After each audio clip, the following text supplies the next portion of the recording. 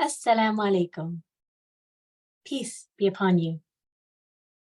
I am so pleased to be able to participate in World Storytelling Day and to talk to you about my experiences telling stories in Urdu as part of the StoryShare program. Now, I signed on to be a storyteller for the StoryShare project, and I began with telling stories in English. And as I made these meaningful connections with isolated seniors all over Calgary and beyond, I wondered about being able to extend our outreach and being able to do story sessions in languages other than English. The StoryShare project team was very supportive of this idea, and they gave me the green light. So it wasn't long before I started telling stories in Urdu as well. Many of our Urdu and Hindi-speaking clients were referred to us through SIWA, the Calgary Immigrant Women's Association. And through doing group sessions with them and the one-on-one sessions that followed, I was able to take this connection to the next level. Because for me, Urdu had always been a language that I had really only spoken with my family. And to be able to tell stories and listen to stories in this language, well, that just deepened the connection that I felt towards these women. And as they told me their stories of migration, of different obstacles they had overcome, of adventure, and just the day-to-day moments, I felt this strong sense of connection with them, of apnapan. Apnapan means ours and us. Now, when I heard the theme of this year's World Storytelling Day, Together We Can, I was immediately reminded of a short folktale from the Gujarat region in India. And today I would like to share that with you. It goes by a few different names. I'll refer to it as The Farmer and His Sons. Once there was an old farmer, and he had 4 sons. Now the sons, well, they would squabble and quarrel and bicker and banter, and this was of great concern to the old farmer, for he did not know how much longer he had. And how could his sons run the farm together if they couldn't get along? After much reflection, one day he gathered his sons and he asked them to go find him a stick. So off they went into the fields and the forest behind their home, and they returned with a stick. The farmer instructed them to break the stick, and without any effort at all, they were each able to snap their sticks. And then the dear farmer sent them out again in search of another stick. And the sons, not knowing where this was headed, but knowing their father was a wise man, well, they obliged, and they went out again, and each returned with a stick. And this time, their father took a piece of string and tied it around the sticks, and he made a bundle of sticks. And he handed this bundle to his sons, and he said, "Now break the sticks." And their sons each tried as he might to break this bundle, but he couldn't, because it was just too strong. And so the farmer turned to his sons and he said, "Each of you is a stick. Alone, you are weak, but together, you are strong. So remember this lesson, my sons, as you move on, for it will serve you well."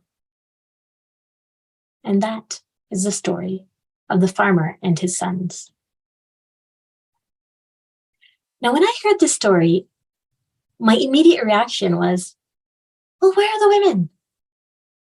And this was a question that I found myself asking again and again, because as I learned and tried to find folktales that resonated with me, that were from the subcontinent region, they were always about animals and sometimes about men, farmers, merchants, sultans, priests even. But where were the women? I thought about these women from the Siwa partnership that we had and how incredible they were. their stories and the resilience and the love that they had for their families. And I asked myself, well, why isn't this being shown? And so I thought, if this story about the farmer and his sons was about women, how would it be different? And so I reimagined it, and that is the story that I would like to share with you today. And I'm going to share it in Urdu with probably a few Hindi words mixed in. And I dedicate this to all of the incredible women who I was able to have these meaningful storytelling exchanges with during the pandemic. Oh, and I have called the story The Braid, which in Urdu, the word for braid is choti. एक छोटे से गांव में, एक छोटे से घर में, एक माँ और उनकी 3 बेटियां रहती थी. अब जो सबसे बड़ी बेटी थी, वो बहुत ही मेहनती थी, समझदार और जिम्मेदार भी थी, और वो चाहती थी कि वो हर काम बहुत अच्छे तरीके से करे. जो दूसरी नंबर की बेटी थी, उसको बनना संवरना का बहुत ही शौक था. वो हर चीज में खूबसूरती ढूंढती थी और वो हर वक्त कुछ ना कुछ बना रही होती थी. जो तीसरे नंबर की बेटी थी, वो तो खेल और कूद में लगी रहती थी, हंसी मजाक, और वो घर की एकदम रोशनी थी. जाहिर सी बात है, वो सबसे छोटी थी तो सबकी लाडली भी थी. अब तीनों बहनों अलग अलग थे. उनके पसंद नापसंद, उनके मिजाज हर वक्त मिलते नहीं थे, और इस वजह से उनकी चिटपिट काफी चलती थी. अब ये बात माँ को बहुत परेशान करके रखती थी, क्योंकि कल को ये बेटियां अपने घरों की हो जाएंगी, और अगर ये लोग ऐसे लड़ते झगड़ते रहे तो फिर इनका क्या होगा? पता नहीं माँ के कितने दिन अब लिखे हुए हैं. तो वो चाहती थी कि उनकी हयाती में बच्चियां एक दूसरे का ख्याल रखना शुरू करें. अब ये बात को लेके वो बहुत टाइम तक बैठी हुई थी, और फिर उनको एक ख्याल आया. तो अपनी तीनों बेटियों को बुलाया अपने पास और बोला, मेरी प्यारी बेटी, मुझे एक धागा ला के दो. अब जो सबसे बड़ी बेटी थी, वो गई अपनी माँ की अलमारी में. उन्होंने खोली अलमारी और निकाला सिलाई का डब्बा. सिलाई के डब्बे में से एक सफेद रंग की रील निकाली, और उसमें से धागा नाप के, कैंची से काट के, हर चीज बड़ी सफाई से वापस रखी. अब जो दूसरी नंबर की बेटी थी, वो गई अपने खजाने में.